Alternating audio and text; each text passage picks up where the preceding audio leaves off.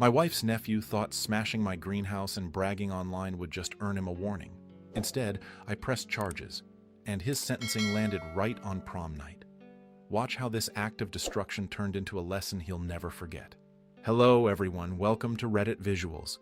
You know, I used to think family loyalty meant biting your tongue and letting some things slide until I learned some people will walk all over you unless you make them face real consequences. I'm 46, been married for 8 years now, and I live in a quiet part of northern Michigan. I've always been a bit of a fixer-upper guy, built my own tool shed, redid our floors, and for the past 3 years, I've been working on my pride and joy, a custom greenhouse in our backyard, hand-cut reclaimed wood, tempered glass panels, climate controls I programmed myself, the works.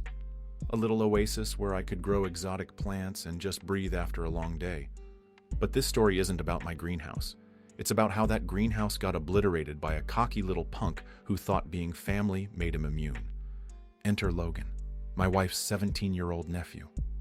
Logan is, well, the polite version would be troubled. The honest version?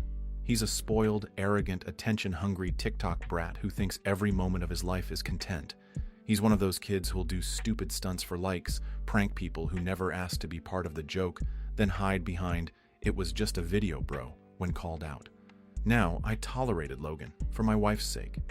He wasn't my blood, but we'd see him during holidays and birthdays. Every time he visited, I locked my office, hid the whiskey, and triple-checked the Wi-Fi settings because the last time he stayed over, he live-streamed himself snooping through our bedroom looking for old people's secrets. But what happened this spring went way beyond stupid pranks. It was mid-February when I first warned him. Logan was visiting for a long weekend, and I caught him eyeing my greenhouse like it was a prop waiting to be used. I pulled him aside and made it crystal clear. "Logan, that greenhouse is off limits. It's not a toy. It's not content. It's 3 years of my life. Stay out." He nodded and said, "Yeah, sure, Uncle Mike." But I saw that look in his eyes. That calculating look that meant he was already thinking about how to turn my sanctuary into his next viral moment. Fast forward to late April. Logan was visiting us for the weekend because his parents were overwhelmed and needed a break. Translation: they couldn't handle their own kid anymore. Fine. I cleared out the guest room, warned my wife I had a lot of work that weekend, and reminded Logan about the greenhouse rules. That greenhouse, it was finally perfect. 3 years of labor, every spare dollar from my budget, nights spent designing the irrigation system, growing heirloom peppers from seeds I imported from Italy. And most importantly, it was mine. My sanctuary. I remember the exact moment it happened. Saturday morning, April 28th. I was on the porch with coffee when I heard the sound of shattering glass, multiple crashes, then laughter. Not normal laughter, manic, high-pitched, like a dare had just been won. I ran to the back. My stomach dropped before I even rounded the corner. Logan was in the greenhouse, inside, the door kicked in, holding a rusty golf club like a weapon. And my glass panels, the ones I'd custom ordered from Germany, smashed, scattered, gone. He was laughing and spinning in circles while his phone was propped up on a tripod, filming. I don't remember sprinting. I just remember grabbing his shoulder, pulling him out, and yelling, "What the hell are you doing?" His response, "Chill, dude. It's for content. I'll tag you. You'll get views." I swear to God, if I hadn't been raised right, I was shaking. Literally shaking. My wife ran out after hearing the noise, took one look at the mess, and just gasped. She turned to Logan like a deer in headlights and said, "Tell me this isn't what it looks like." "Logan?" He doubled down. "Relax. You act like it's the Mona Lisa. It's just glass, old man." Old man. I walked away before I said something I'd regret. I locked myself in my office and stared at the wall for 20 minutes, fists clenched, heart racing. And that's when I made my decision. This wasn't going to be a talk-it-out situation. I was pressing charges. That little punk had no idea what he'd done. Not just legally, emotionally, financially, spiritually. That greenhouse wasn't just a project. It was therapy. A symbol of patience, control, peace. And he turned it into a punchline for his followers. But you know what really made me snap? He posted the video, before I even had a chance to assess the damage or call the police. Before I even had a chance to process what happened, Logan had already uploaded the clip to TikTok with the caption, "Watch me destroy my uncle's midlife crisis LOL skull with flame and explosion plant, #destruction mode, #chaos content."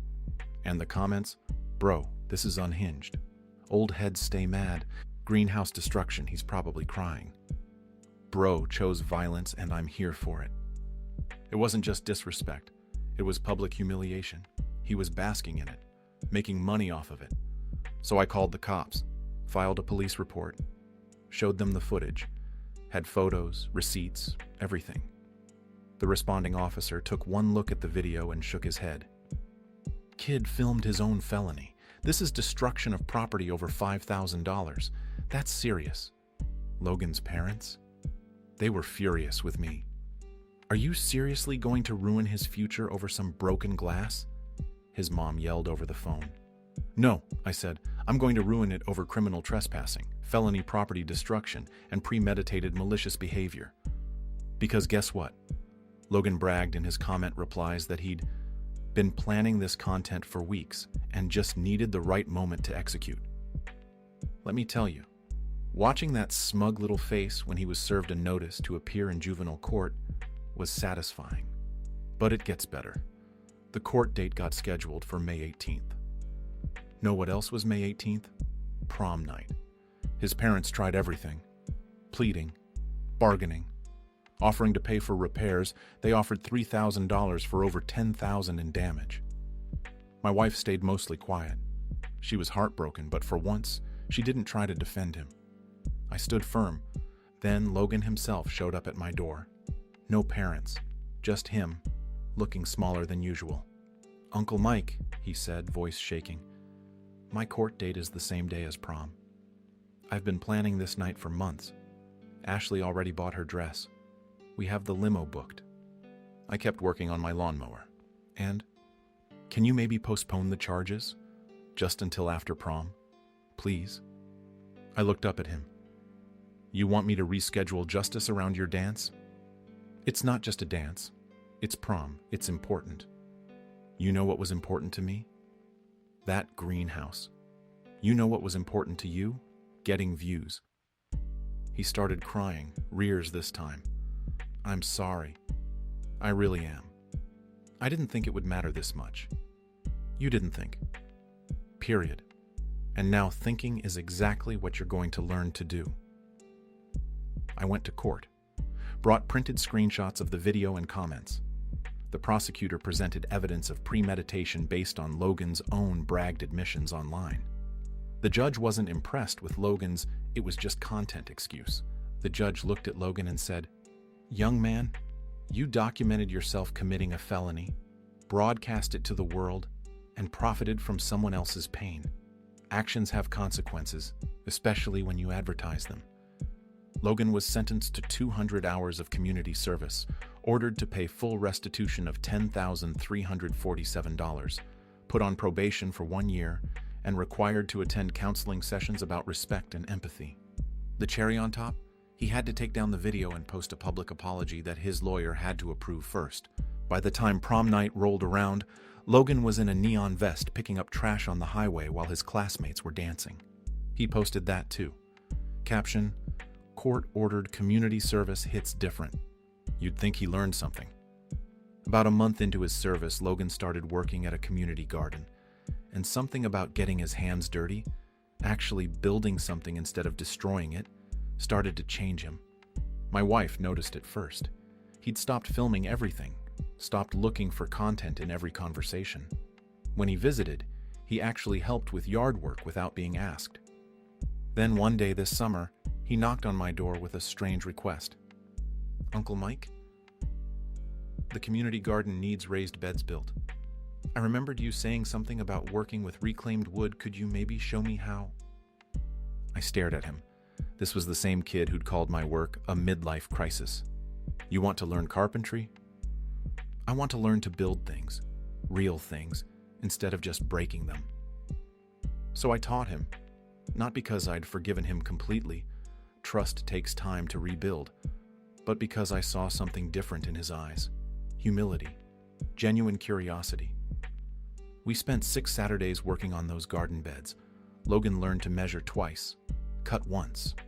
He learned that creating something beautiful takes patience, skill, and respect for your materials.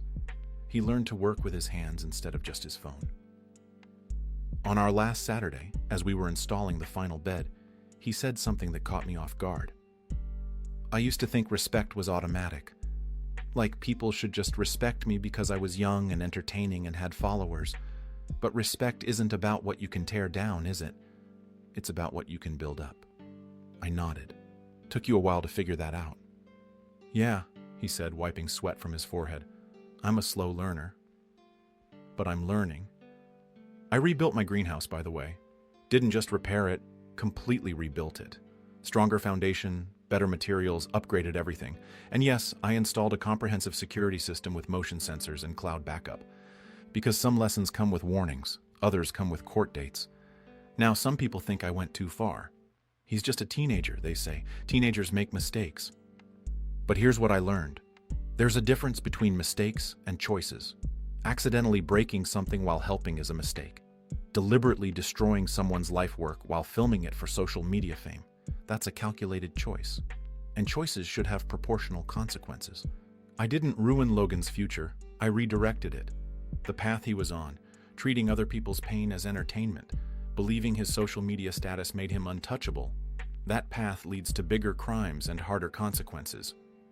Did I feel bad about him missing prom? Not even a little. You know what Logan would have learned if I'd let it slide? That family means he can hurt people without facing reality. That his momentary entertainment matters more than other people's permanent loss. Instead, he learned that respect is earned through actions, not assumed through relationships. That creation requires courage and patience, while destruction only requires cruelty and selfishness. And most importantly, that the people who truly care about you are sometimes the ones willing to let you face the consequences of your choices. My greenhouse is stronger than ever. Logan is growing into someone I can actually respect. And our family? We're more honest now, more real, less willing to enable bad behavior just to keep the peace. Because sometimes the most loving thing you can do for someone is refuse to protect them from the natural consequences of their actions, even when they're family, especially when they're family. So there you have it, folks, the story of how a destroyed greenhouse became the foundation for building a better human being. What do you think? Did I handle this right? Or should I have just let family be family? Drop your thoughts in the comments below. And if this story resonated with you, whether you're dealing with entitled relatives or just need a reminder that accountability isn't cruelty, hit that like button and subscribe to Reddit Visuals. Thanks for watching. I'll see you in the next one.